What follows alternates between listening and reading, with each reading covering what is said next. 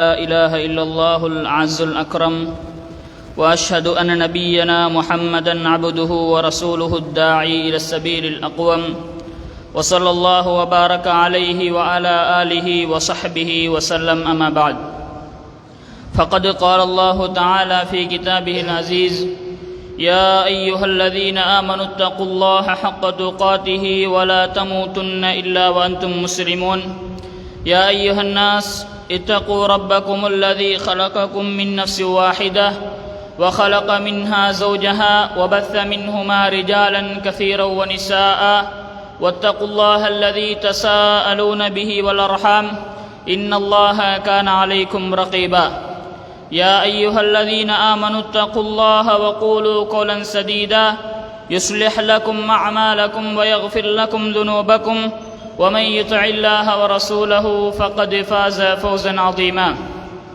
فإن أصدق الحديث كتاب الله وخير الهدي هدي محمد صلى الله عليه وسلم وشر الأمور محدثاتها وكل محدثة بدعة وكل بدعة ضلالة وكل ضلالة في النار வார்த்தைகளெல்லாம் மிகச் சிறந்த வார்த்தை நாளை மறுமை நாள் வரைக்கும் பாதுகாக்கப்படும் என வல்லவன் அல்லாஹ்வினால் உத்தரவாதம் அளிக்கப்பட்ட வார்த்தை அவனுடைய வார்த்தையான அல் குர்ஆன் என்றும் வழிகாட்டல்களில் வாழ்க்கை முறைகளில் எல்லா சந்தர்ப்பங்களிலும் எல்லா கால சூழ்நிலைகளிலும் எடுத்து நடக்க முடியுமான ஒரே வழிகாட்டல் வாழ்க்கை முறை அனலார் பெருமானார் ஸல்லல்லாஹு அலைஹி வஸல்லம் அவர்கள் காட்டி தந்த வாழ்க்கை முறையான அசுன்னா என்றும் மார்க்கத்தில் மோசமான கர்மம் மார்க்கம் என்ற பெயரில் மார்க்கத்தினுள் புதிதாக உண்டு பண்ணப்படுவது என்றும் அவ்வாறு உண்டு பண்ணப்படக்கூடிய அனைத்தும் பிதாக்கள் அனைத்தும் வழிகேடுகள் அனைத்தும் அடியானை நாளை மறுமை நாளில் நரகப்படுகொலிக்கே இட்டுச் செல்லும் என்ற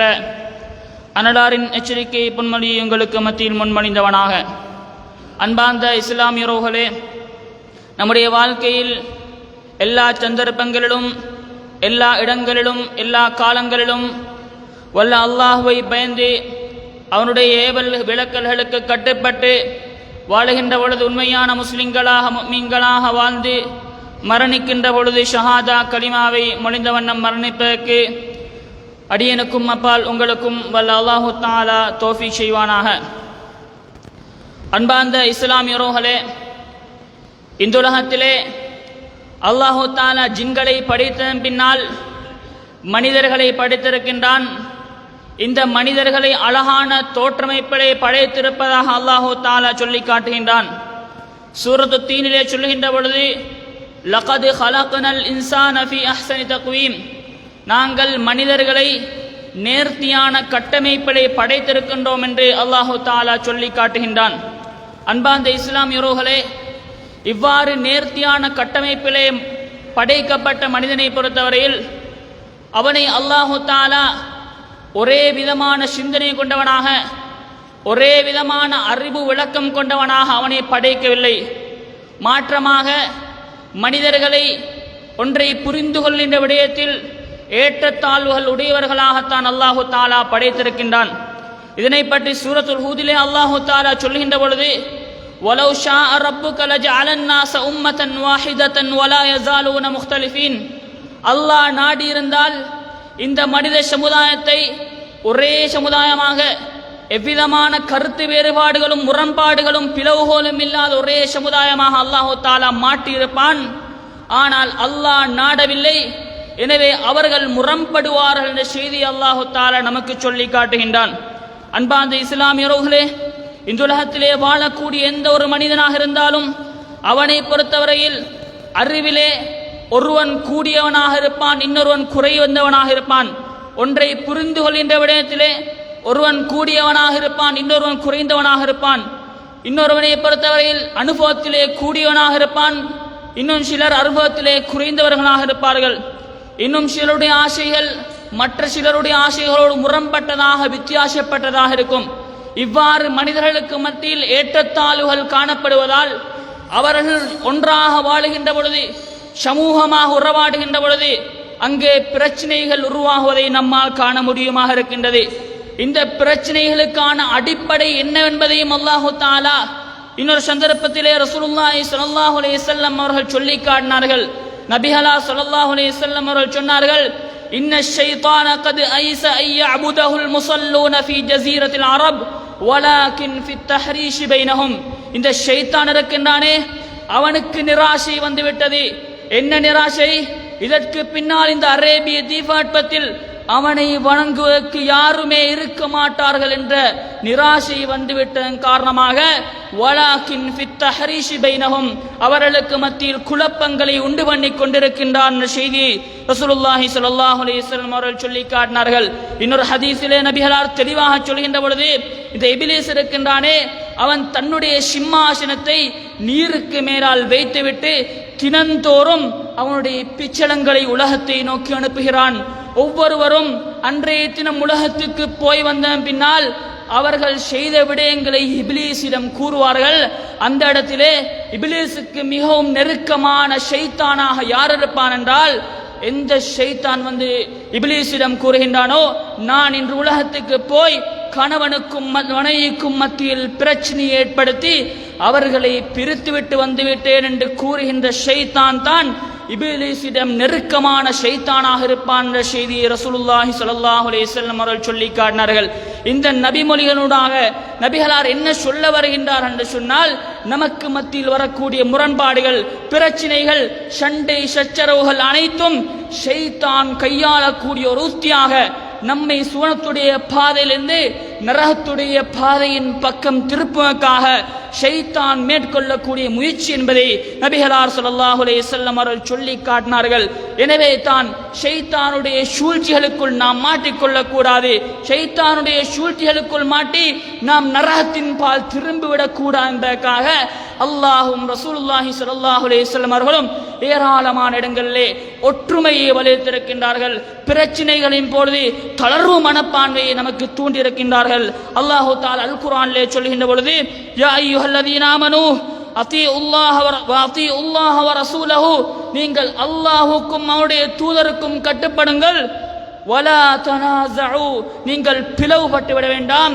அவ்வாறு பிளவுபட்டீர்களாக இருந்தால் இரண்டு விடயங்கள், ஃபதஃப்ஷலு, நீங்கள் உலகத்திலும் மறுமையிலும் தோல்வி அடைந்து விடுவீர்கள். வதத்ஹப ரீஹுக்கும், உங்களுடைய ஒற்றுமை சீர்குலைந்து சின்னா பின்னமாகிவிடும் என்ற செய்தி அல்லாஹு தஆலா சொல்லி காட்டுகின்றான். இதனால் தான் ரசூலுல்லாஹி ஸல்லல்லாஹு அலைஹி வஸல்லம் அவர்கள் பல இடங்களில் ஒற்றுமையை வலியுறுத்தினார்கள். ஒரு தடவை நபிகளார் ஸல்லல்லாஹு அலைஹி வஸல்லம் அவர்கள் எப்படி சொன்னார்கள் தெரியுமா? லா தபாகது, நீங்கள் ஒருவருக்கொருவர் ஒதுக்கிவிட வேண்டாம், புறக்கணித்து விட வேண்டாம். வலா தஹாசது, நீங்கள் ஒருவருக்கொருவர் பொறாமை கொள்ள வேண்டாம். வலா ததாபரு, உங்களில் ஒருவருக்கு உதவி தேவைப்படுகின்ற பொழுது விட்டுவிட்டு சென்று விட வேண்டாம்.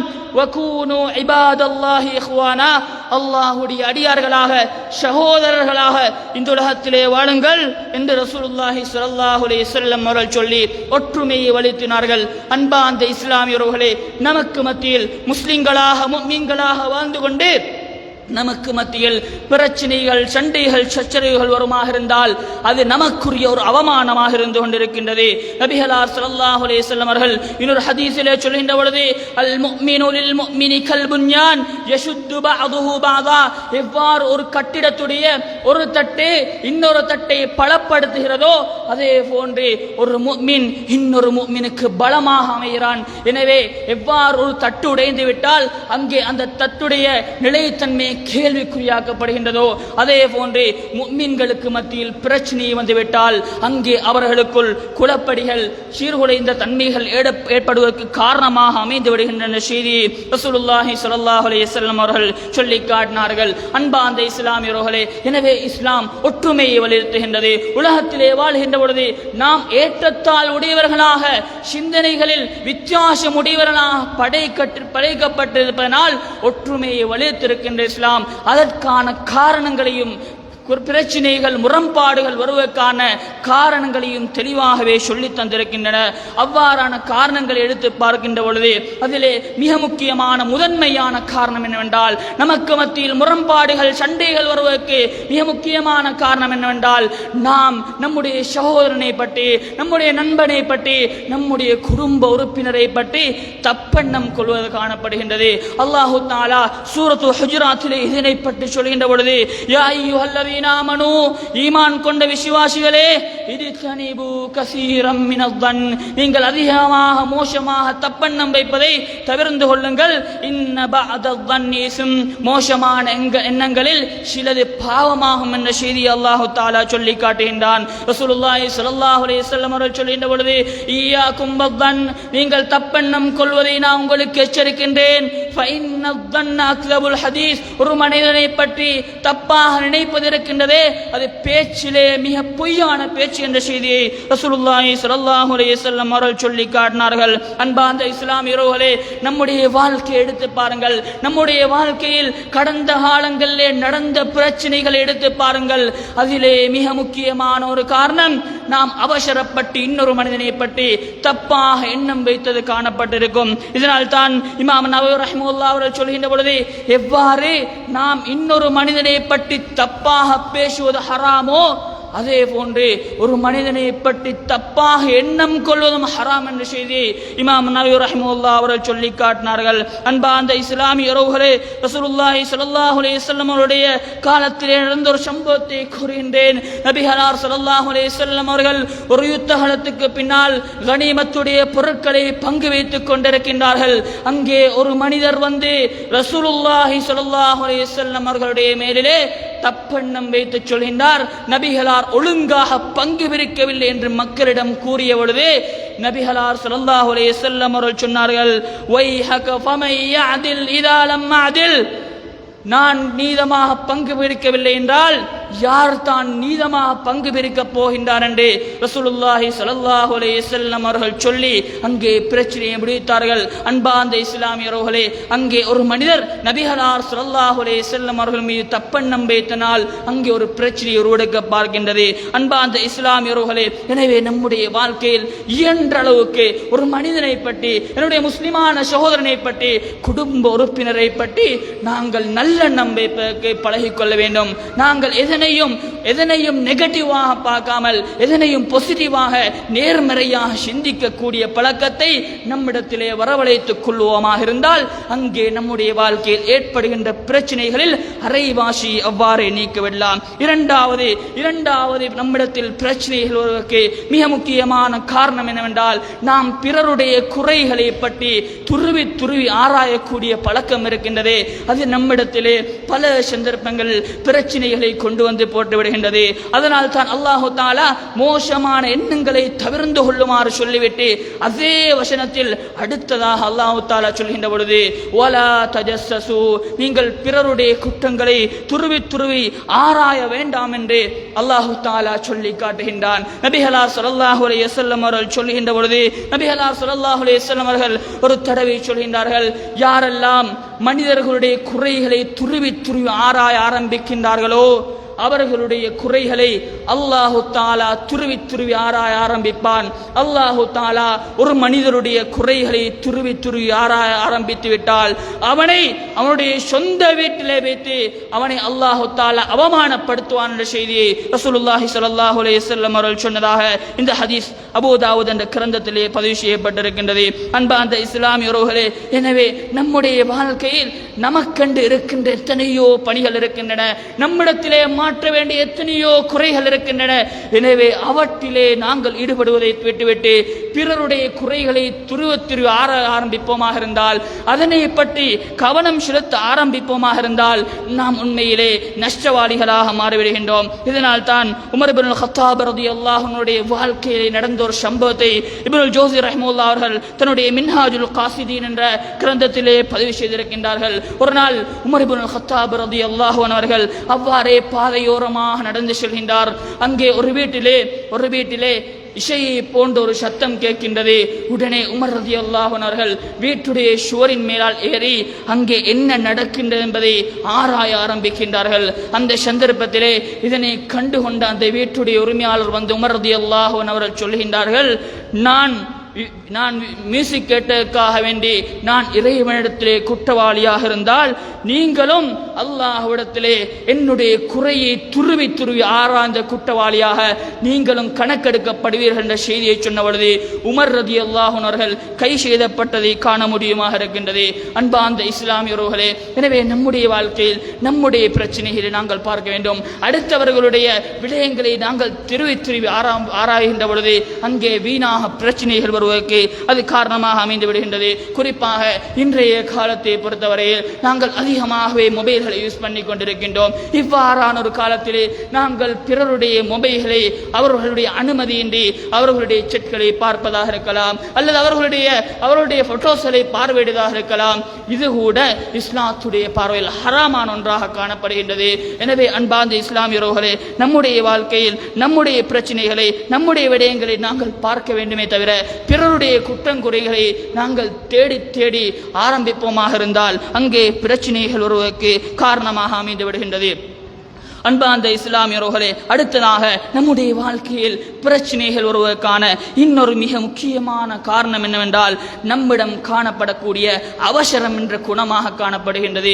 இதனை அல்லாஹு தஆலா அல் குர்ஆனிலே சொல்கின்ற பொழுது வஹுலிகல் இன்சானு மின் அஜல், இந்த மனிதன் அவசரக்காரனாகத்தான் படைக்கப்பட்டிருக்கின்றான் என்ற செய்தியை அல்லாஹு தஆலா சொல்லிவிட்டு சௌரீக்கும் ஆயாத்தி, என்னுடைய அத்தாட்சிகளை வசனங்களை நான் உங்களுக்கு பின்னர் காண்பிப்பேன், ஃபலா தஸ்தஅஜிலூன், நீங்கள் எதிலேயும் அவசரப்பட வேண்டாம் என்று அல்லாஹு தஆலா சொல்லி காட்டுகின்றான். அன்பார்ந்த இஸ்லாமியர்களே, நம்முடைய வாழ்க்கையில் நன்றாக கடந்த காலங்களை யோசித்து பாருங்கள்.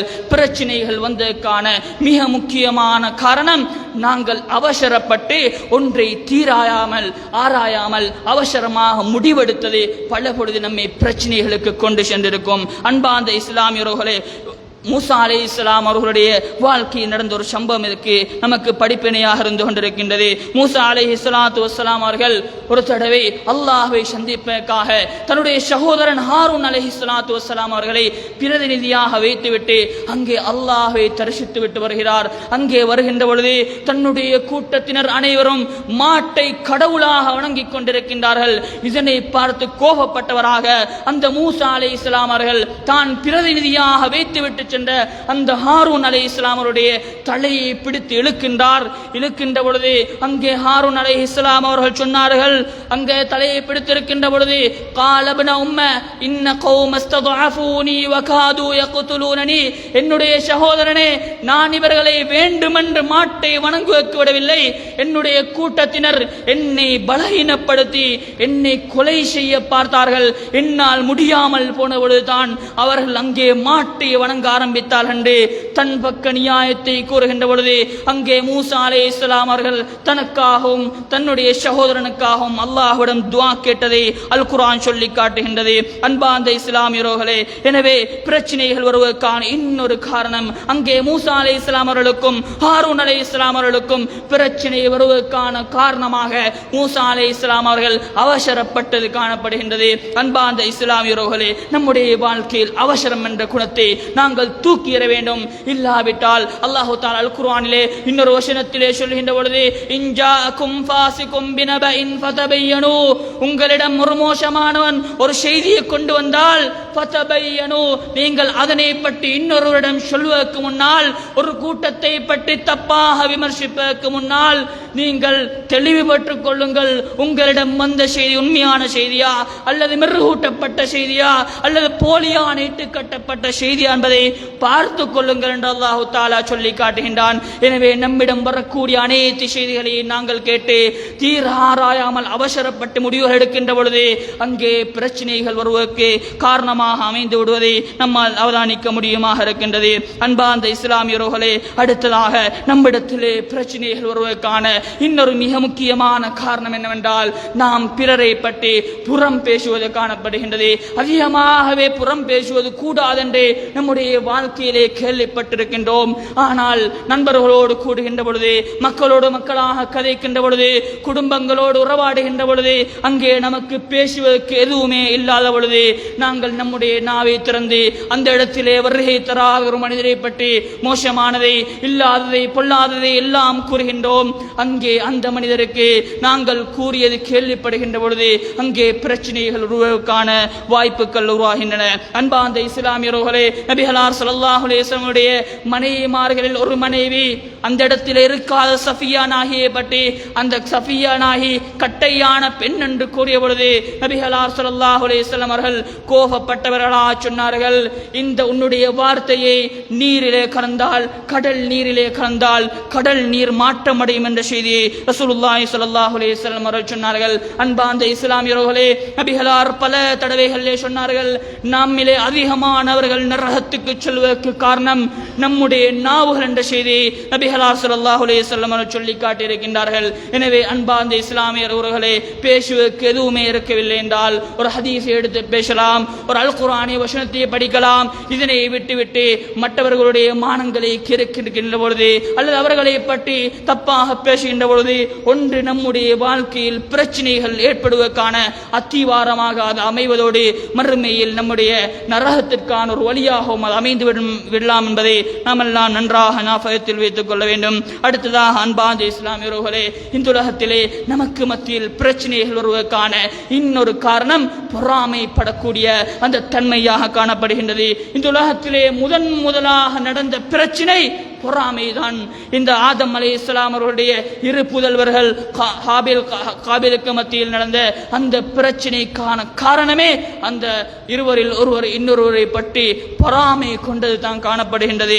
அன்பார்ந்த இஸ்லாமியர்களே, இந்த உலகத்திலே நான் அனுபவிக்கின்ற எந்த ஒரு இன்பமாக இருக்கலாம், எந்த ஒரு அறிவாக இருக்கலாம், செல்வமாக இருக்கலாம், பிள்ளை குட்டிகளாக இருக்கலாம், மானம் மரியாதையாக இருக்கலாம், பட்டம் பதவிகளாக இருக்கலாம், அனைத்தும் நானாக சம்பவித்தவை அல்ல, அது அல்லாஹ் எனக்கு தந்தது என்ற உணர்வை நாம் ஒவ்வொருவரும் வளர்த்துக் கொள்கின்ற பொழுது அங்கே நம்மிடத்தில் பொறாமை என்ற குணத்தை இல்லாதொழிக்கலாம். அவ்வாறு இல்லாத பொழுது நாங்கள் ஒரு மனிதனை பற்றி பொறாமை கொள்கின்ற பொழுது நாம் நித்திரையிலும் தான் நாங்கள் துயில் நீக்காமல் இருக்கின்ற சந்தர்ப்பத்திலும் அவனை பற்றியே யோசித்துக் கொண்டிருப்போம். அங்கே பொறாமை நம்மிடத்திலே வேறொன்றுகின்ற பொழுது நாங்கள் எவ்வாறாவது அவனை வீழ்த்துவிட்டு முன்னே வருவதற்கு முயற்சிப்போம். அவ்வாறான சந்தர்ப்பங்களில் நமக்கு மத்தியில் பிரச்சனைகள் வருவதற்கு காரணமாக அமைந்து விடுகின்றது. அன்பார்ந்த இஸ்லாமியர்களே, பிரச்சனைகள் வருவதற்கான இன்னொரு மிக முக்கியமான காரணம் என்னவென்றால் நம்மிடத்திலே காணப்படக்கூடிய சுயநல போக்கு காணப்படுகின்றது.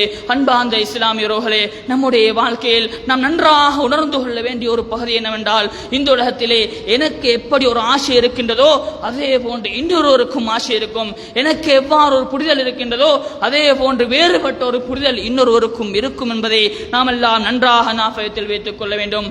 நாம் நமக்கு வாய்ப்புகளை இழந்தாலும் பிறருக்கு வாய்ப்புகளை கொடுப்பதற்கு பழகிக் கொள்ள வேண்டும். இதனால் தான் சஹாபாக்களுடைய வாழ்க்கையை பற்றி அல்லாஹு தஆலா சொல்கின்ற பொழுது வயுசிரூன அலா அன்ஃபுஸிஹிம் வலவ் கான பிஹிம் ஹஸாஸா, தங்களுக்கு பஞ்சம் இருந்தாலும் தங்களுக்கு பட்டினி இருந்தாலும் அவர்களை காண மற்றவர்களை தேர்வு செய்யக்கூடியவர்களாக அந்த சஹாபாக்கள் இருந்தார்கள் என்ற செய்தியை அல்லாஹு தஆலா சொல்லி காட்டுகின்றான். அலி ரலியல்லாஹு அன்ஹு சொல்கின்ற பொழுது இந்த சுயநலன் தான் அனைத்து குற்றங்களுக்கும் அனைத்து பாவங்களுக்குமான தலையாய விடயமாக காணப்படுகின்ற செய்தியை அலி ரலியல்லாஹு அன்ஹு அவர்கள் சொல்லி காட்டினார்கள். அன்பார்ந்த இஸ்லாமியர்களே, எனவே நமக்கு மத்தியில் வாய்ப்புகள் வருகின்ற பொழுது அங்கே போட்டிகள் அதிகரிக்கின்ற பொழுது நாங்கள் விட்டு கொடுக்கக்கூடிய மனப்பான்மையை நம்மிடத்திலே வளர்த்துக் கொள்ள வேண்டும். ஒரே ஒரு சிறந்த வரலாற்று சம்பவத்தை சொல்லி காட்டுகின்றேன். நபிகளார் ஸல்லல்லாஹு அலைஹி வஸல்லம் அவர்கள் மரணிக்கின்றார்கள். நபிகளாருக்கு பின்னால் இந்த இஸ்லாமிய உம்மத்தின் ஹலீஃபா யார் என்பதிலே அங்கே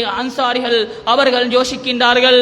நாங்கள் தான் இந்த முஹாஜிர்களுக்கு மதீனாவில் இடம் கொடுத்தோம், ரசூலுல்லாஹி ஸல்லல்லாஹு அலைஹி வஸல்லம் அவர்களை தலைவராக பொருந்தி அவருக்கு கட்டுப்பட்டு வாழ்ந்தோம். எனவே நபிகளார் மன்னித்து விட்டார்கள்.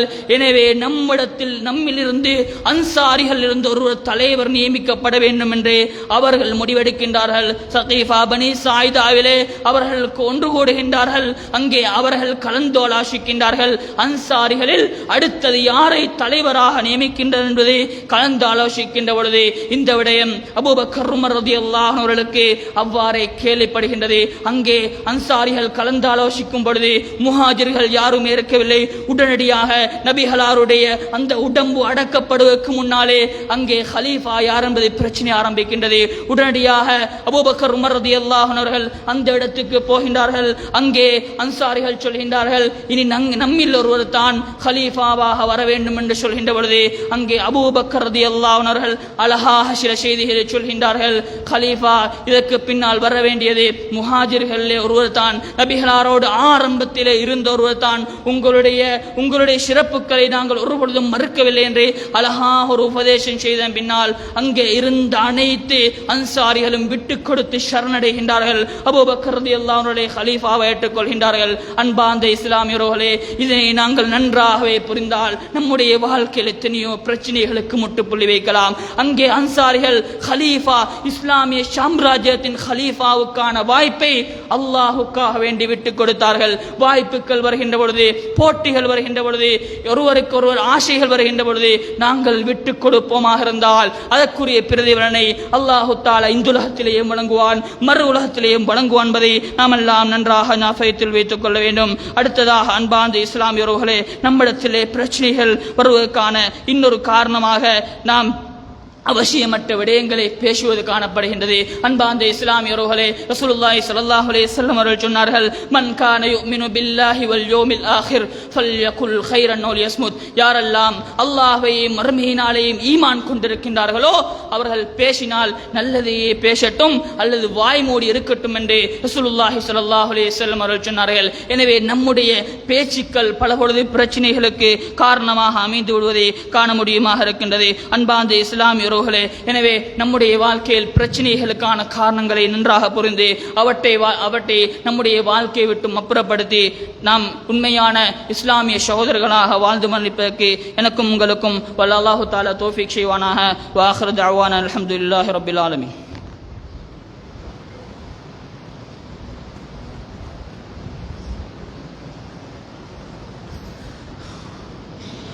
அல்ஹம்துலில்லாஹி ரப்பில் ஆலமீன்.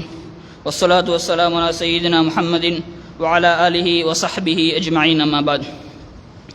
அன்பார்ந்த இஸ்லாமியர்களே, இந்த உலகத்திலே நாங்கள் சமூகமாக வாழ்கின்ற பொழுது, நண்பர்களாக வாழ்கின்ற பொழுது, குடும்ப உறுப்பினர்களாக வாழ்கின்ற பொழுது ஷைத்தான் ஏதோ ஒரு வகையில் நம்மிடத்திலே பிரச்சனைகளை உண்டு பண்ணுவதற்கு முயற்சித்துக் கொண்டிருக்கின்றான் என்ற செய்தியையும், பிரச்சனைகள் உருவெடுப்பதற்கான காரணங்கள் ஒரு சிலவற்றையும் நாங்கள் சுருக்கமாக பார்த்தோம். அன்பார்ந்த இஸ்லாமியர்களே, நம்முடைய வாழ்க்கையில் பிரச்சனைகளுக்கான காரணங்களை அப்புறப்படுத்த வேண்டியிருப்பது போல ஏதோ நம்மை மீறி பிரச்சனைகள் வந்துவிட்டால் அடுத்த கட்டம் இஸ்லாம் என்னென்ன தீர்வுகளை வழங்குகின்றது, இஸ்லாம் என்னென்ன ஆலோசனைகளை வழிகாட்டல்களை வழங்குகின்றது என்பதையும் நாம் எல்லாம் நன்றாக அறிந்து வைத்திருக்க வேண்டிய கடமைப்பாட்டில் இருந்து கொண்டிருக்கின்றோம். அன்பார்ந்த இஸ்லாமியர்களே, முதலாக நம்முடைய சமுதாயத்தில் எனக்கும் என்னுடைய நண்பருக்கும் மத்தியில், எனக்கும் என்னுடைய குடும்ப உறுப்பினருக்கும் மத்தியில் பிரச்சனைகள் உருவெடுக்கின்ற பொழுது இஸ்லாம் காட்டுகின்ற முதலாவது அம்சம் என்னவென்றால் மன்னிக்கின்ற மனப்பான்மையை வளர்த்துக் கொள்ளுமாறு இஸ்லாம் சொல்கின்றது. அல்லாஹு தஆலா அல் குர்ஆனிலே சொல்கின்ற பொழுது வல் யாஃபு வல் யஸ்ஃபஹு, அவர்கள் மன்னிக்கட்டும். அலா துஹிப்பூன அய்யக்ஃபிரல்லாஹு லக்கும். அல்லாஹ் ஒரே ஒரு கேள்வியை கேட்கிறான். இந்த கேள்வியை நாம் ஒவ்வொரு தடவையும் சிந்தித்து பார்க்க வேண்டும். அலா துஹிப்பூன அய்யக்ஃபிரல்லாஹு லக்கும். அல்லாஹு தஆலா மறுமையில் உங்களை மன்னிப்பதை நீங்கள் விரும்ப மாட்டீர்களா என்று அல்லாஹு தஆலா கேள்வி கேட்கின்றான். அன்பார்ந்த இஸ்லாமியர்களே, நம்முடைய மனம் ஒவ்வொரு தடவையும் சொல்கின்ற பொழுது எனக்கு இவ்வளவு அநியாயம் இழைக்கப்பட்ட பின்னாலும் நான் மன்னிக்க வேண்டுமா என்று நம்முடைய மனம் ஒவ்வொரு தடவையும் சொல்கின்ற பொழுது இந்த அல் குர்ஆனிய வசனம் நமக்கு கண் முன்னால் வர வேண்டும். அல்லாஹு தஆலா கேட்கின்றான், இந்த உலகத்திலே நீங்கள் இவ்வளவு பாவங்களை செய்கின்றீர்களே, மர்மையில் உங்களை தண்டிக்காமல் அவன் மன்னிக்க வேண்டுமாக இருந்தால் இந்த உலகத்திலே மனிதர்களையும் மன்னியுங்கள் என்று அல்லாஹு தஆலா சொல்ல வருகின்றான். அன்பார்ந்த இஸ்லாமியர்களே, ரசூலுல்லாஹி ஸல்லல்லாஹு அலைஹி வஸல்லம் வாழ்க்கை நன்றாக எடுத்து பாருங்கள். அங்கே ரசூலுல்லாஹி ஸல்லல்லாஹு அலைஹி வஸல்லம் அவர்களுக்கு 23 வருடங்களாக அநியாயம் செய்தவர்கள். சாதாரணமாக ஒரு தடவை 2 தடவைகள் அல்ல, 23 வருடங்களாக நபிகளாருக்கு நிம்மதியாக வாழ முடியாமல் தடுத்தவர்கள். அங்கே மக்காவுடைய வெட்டுக்கு பின்னால் அந்த வெட்ட வயலிலே நபிகளாருக்கு முன்னால் அந்த பாலைவன மண்ணிலே இருக்கின்றார்கள். அனைவரும் கைதிகளாக அந்த இடத்திலே இருக்கின்ற பொழுது நபிகளார் நினைத்திருந்தால் தண்டித்திருக்கலாம். நபிகளார் அன்று தண்டித்திருந்தால் இன்று உலகத்துக்கும் அதனை குற்றமாக சொல்லி இருக்க முடியாது. இன்று இஸ்ரேல் அப்பாவிகளாக பலஸ்தீனை கொள்கின்ற பொழுது அதனை தற்பாதுகாப்பு செல்ஃப் டிஃபென்ஸ் என்ற உலகமே அதற்கு நியாயம் சொல்லிக் கொண்டிருக்கின்ற இந்த காலத்திலே நபிகளார் 20 வருடங்களாக தனக்கு அநியாயம் செய்து கொண்டிருந்த அந்த எதிரிகளை அன்று களத்தை விட்டிருந்தால் அன்று இன்று வரைக்கும் நபிகளாருக்கு குற்றம் சொல்ல முடியாது. இன்று இருந்தாலும் ரசூலுல்லாஹி ஸல்லல்லாஹு அலைஹி வஸல்லம் அவர்கள் அனைவரையும் இத்ஹபு அன்தும் முத்தலகா, நீங்கள் எல்லாம் விடுதலை செய்யப்பட்டவர்கள், போகுங்கள் என்று நபிகளார் சொல்லி மன்னித்தார்கள். நம்முடைய வாழ்க்கையிலே ஒரு தடவை நமக்கு அநியாயம் செய்தவன், நம்முடைய வாழ்க்கையிலே ஒரு பேச்சு நிலத்தை நம்மிடத்திலிருந்து கைப்பற்றியவனை மன்னிக்க முடியாவிட்டால் அந்த நபிகளாருடைய வாழ்க்கையை நமக்கு படிப்பினையா இருக்கட்டும். 20 வருடங்கள் நபிகளாருடைய பூமியை, நபிகளாருடைய சொத்துக்களை, சஹாபாக்கள் முஹாஜிருடைய சொத்துக்களை எல்லாம் அபகரித்தவர்கள் எல்லாம் நபிகளார் மன்னித்தார்கள் தானே. என்னை நம்முடைய வாழ்க்கையில் மன்னிப்பென்ற பழக்கத்தை நாம் முதலாக கடைபிடிப்பதற்கு கடமைப்பட்டிருக்கின்றோம். மன்னிட்டு மாத்திரம் போதாதே, அதற்கு பின்னால் நாம் சீர்குலைந்த உறவை, உடைந்து போன உறவை மீள கட்டியெழுப்ப வேண்டிய கடமை பாட்டில் இருக்கின்றோம். அன்பார்ந்த இஸ்லாமியர்களே, ரசூலுல்லாஹி ஸல்லல்லாஹு அலைஹி வஸல்லம் அவர்கள் சொன்னார்கள், அல்லாஹு தஆலா திங்கள் வியாழன் நாட்களிலே அல்லாஹு தாலா சுவர்க்கத்துடைய வாசல்களை திறக்கின்றான். அங்கே அல்லாஹு தாலா அனைத்து மனிதர்களுடைய பாவங்களை மன்னிக்கின்றான். 2 மனிதர்களை தவிர. அவர்கள் எப்படியாப்பட்டவர்கள் என்று சொன்னால், அவர்கள் இருவரும் முரண்பாடுகளிலே பிரச்சனைகளில் இருப்பவர்கள். அல்லாஹு தாலா அவ்விருவரையும் சற்று ஒதுக்கி வைக்குமாறு அல்லாஹு தாலா சொல்வான், அவர்கள் சீராகும் வரைக்கும். அன்பார்ந்த இஸ்லாமியர்களே, என்னுடைய வாழ்க்கையிலே நன்றாக யோசித்து பாருங்கள். இன்று நான் வாழுகிறேன், இன்று என்னுடைய வாழ்க்கையில் நான் பேசாமல் ஒருவன் இருந்தால் நமக்கான பாவங்கள் இன்னும் மன்னிக்கப்படவில்லை. ஒவ்வொரு திங்கள் வியாழன் நம்முடைய ஏடுகள் அல்லாஹ்விடத்தில் எடுத்து காட்டப்படுகின்றன. ஒவ்வொரு திங்கள் வியாழனும் அல்லாஹு தாலா நம்முடைய ஏடுகளை அவ்வாறே கொஞ்சம் தள்ளி வைத்து விடுகிறான். எனவே நாங்கள் எப்பொழுது நம்முடைய வாழ்க்கையில் நாம் யாரோடு முரண்பட்டு கொண்டிருக்கின்றோமோ, அவர்களோடு சீராகுவோமோ, அன்றுதான் நமக்கான மன்னிப்புக்கான வாயில்கள் திறக்கப்படுகின்றன என்பதை நாம் எல்லாம் நன்றாக ஞாபகத்தில் வைத்துக் கொள்ள வேண்டும். ரசூலுல்லாஹி ஸல்லல்லாஹு அலைஹி வஸல்லம் அவர்கள் எப்படி சொன்னார்கள் தெரியுமா? ஒரு மனிதன் 3 நாட்களுக்கு மேல் தன்னுடைய முஸ்லிமான சகோதரருடன் பேசாமல் இருக்க முடியாது. அவ்வாறு பேசாமல் இருந்து மரணித்தால் அவனுடைய நிலை நரகத்திலே இருக்கும் என்ற செய்தியை ரசூலுல்லாஹி ஸல்லல்லாஹு அலைஹி வஸல்லம் அவர்கள் சொல்லி காட்டுகின்றார்கள். அன்பார்ந்த இஸ்லாமியர்களே, நம்மோடு முரண்பட்டவர்களோடு வருட கணக்கிலே பேசாமல் இருக்கலாம். அங்கே திடீரென்று மரணம் வருகின்ற பொழுது, மரணம் வந்த பின்னால் எவ்வளவு தான் கண்ணீர் வடித்தாலும், எவ்வளவு தான் அழுது புரண்டாலும், எவ்வளவு தான் சதகாக்கள் தான தர்மங்கள் செய்தாலும், அந்த மனிதரோடு முரண்பட்டு அவனிடம் மன்னிப்பு கேட்காமல் வாழ்ந்து மரணிப்போமாக இருந்தால் மறுமையிலே நாம் மன்னிப்பு வழங்கப்பட மாட்டோம் என்பதை நாம் எல்லாம் நன்றாக ஞாபகத்தில் வைத்துக் கொள்ள வேண்டும். அன்பார்ந்த இஸ்லாமியர்களே, இன்று சினிமா உலகம் நமக்கு மத்தியிலே மோசமான ஒரு விஸ்வரூபத்தை காட்டிக் கொண்டிருக்கின்றது. நமக்கு யாரெல்லாம் எதிரியாக தென்படுகின்றார்களோ அவர்களிடம் பழி வாங்கி, அவர்கள் ஒரு குத்து குத்தினால் நான் 2 குத்து குத்தினால் தான் நான் ஆண்மையுள்ள மனிதன் என்பதை சினிமா உலகம் காட்டிக் கொண்டிருக்கின்ற பொழுது, ரசூலுல்லாஹி ஸல்லல்லாஹு அலைஹி வஸல்லம் உடைய சஹாபாக்களுடைய வாழ்க்கை வரலாற்றை எடுத்து பார்க்கின்ற பொழுது ஒரே ஒரு சம்பவம் எனக்கும் உங்களுக்கும் பாடமாக அமையட்டும் என்று நினைக்கின்றேன். அபூபக்கர் ரலியல்லாஹு அன்ஹுக்கும் உமர் ரலியல்லாஹு அன்ஹுக்கும் மத்தியில் நடந்த பிரச்சனை எனக்கும் உங்களுக்கும் மத்தியில் அல்ல, ரசூலுல்லாஹி ஸல்லல்லாஹு அலைஹி வஸல்லம் உடைய வலதிலும் இடதிலும் பயணிக்கக்கூடிய அந்த அபூபக்கர் உமர் ரலியல்லாஹு அன்ஹுக்கும் மத்தியில் நடந்த பிரச்சனை. ஒரு தடவை அபூபக்கர் ரலியல்லாஹு அன்ஹு அவர்கள் சொன்ன ஒரு செய்தி உமர் ரலியல்லாஹு அவர்களுக்கு கோபம் ஊட்டி விடுகின்றது.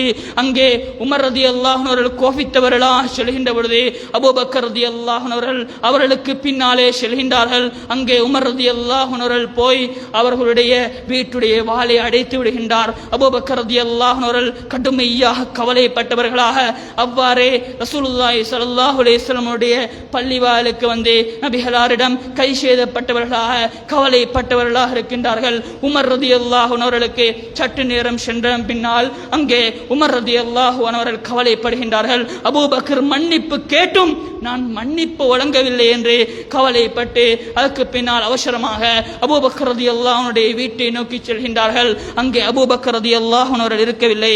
அதற்கு பின்னால் அவ்வாறே மஸ்ஜித் நபவியை நோக்கி விரைந்து வருகின்றார்கள். அங்கே விரைந்து வருகின்ற பொழுது அபூபக்கர் ரலியல்லாஹு அன்ஹு அவர்கள் மஸ்ஜித் நபவியிலே நபிகளார் ஸல்லல்லாஹு அலைஹி வஸல்லம் அவர்களுக்கு அருகாமையிலே இருந்து கொண்டிருக்கின்றார்கள். உமர் ரலியல்லாஹு அன்ஹு அவர்கள் வந்து வருகின்ற பொழுது அபூபக்கர் ரலியல்லாஹு அன்ஹு அவர்கள் தனது 2 முழங்கால்களையும் அவ்வாறு நிலத்திலே வைத்தவர்களாக ரசூலுல்லாஹி ஸல்லல்லாஹு அலைஹி வஸல்லம் அவர்களிடம் சொன்னார்கள், நான் தான் உமருக்கு அநியாயம் செய்து விட்டேன், நான் தான் உமரை கோபப்படுத்தி விட்டேன் என்று அந்த சந்தர்ப்பத்திலே மன்னிப்பு கேட்கின்றார்கள். அன்பா அந்த இஸ்லாமியர்களே, அந்த அபூபக்கருக்கும் உமருக்கும் பிரச்சனை வந்திருக்கின்றது.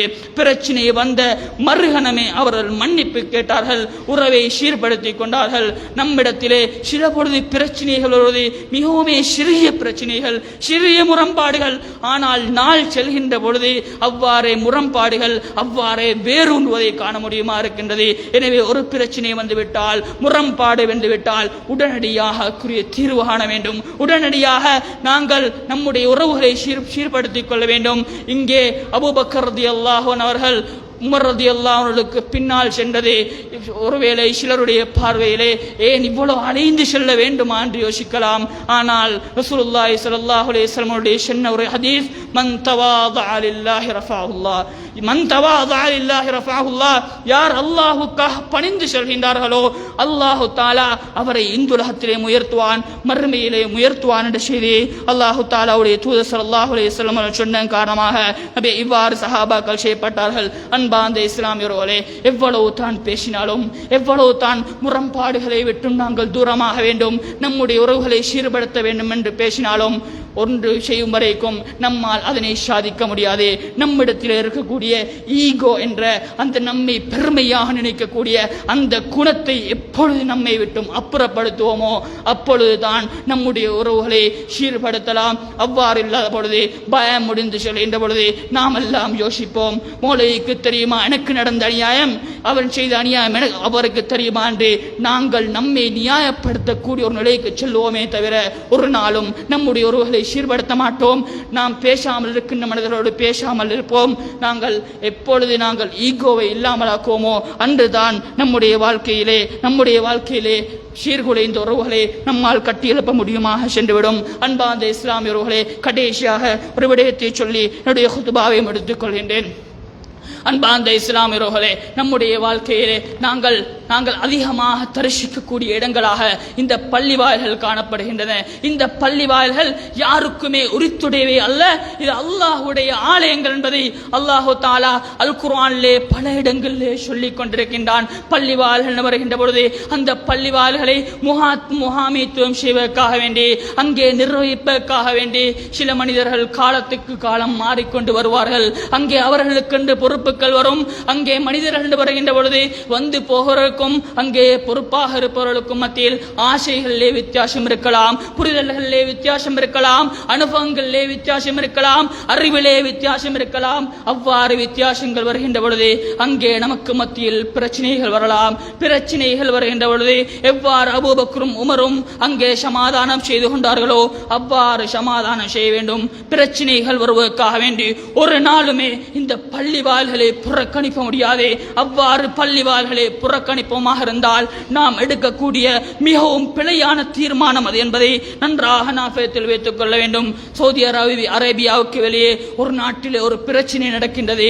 இதே போன்ற ஒரு பள்ளிவாயலிலே அங்கே என்ன நடக்குது என்று சொன்னால், அங்கே வயோதிபர்கள் நிர்வாகிகளாக இருக்கின்றார்கள். வாலிபர்களுக்கு பள்ளிவாயலுடைய நிர்வாகத்தை செய்ய வேண்டிய ஆசை இருக்கின்றது.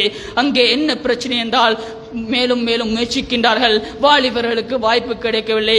கடைசியாக பிரச்சனைகளை தவிர்ப்பதற்காக வேண்டி பள்ளிவாயல்களுக்கு வருவதை நிறுத்திவிடுகின்றார்கள். அங்கே வீட்டிலே தொழ ஆரம்பிக்கின்றார்கள். இந்த விடயம் இப்னு பாஸ் ரஹிமஹுல்லாஹ் அவர்களிடம் ஃபத்வா ஒன்றிலே கேட்கப்படுகின்றது. பிரச்சனைகளை தவிர்ப்பதற்காக வேண்டி வீட்டிலே தொழுவது முடியுமா என்று கேட்கின்ற பொழுது இமாம் இப்னு பாஸ் ரஹிமஹுல்லாஹ் அவர்கள் சொல்கின்றார்கள், ஒரு நாளுமே பள்ளிவாயலை விட்டும் புறக்கணிக்க முடியாது.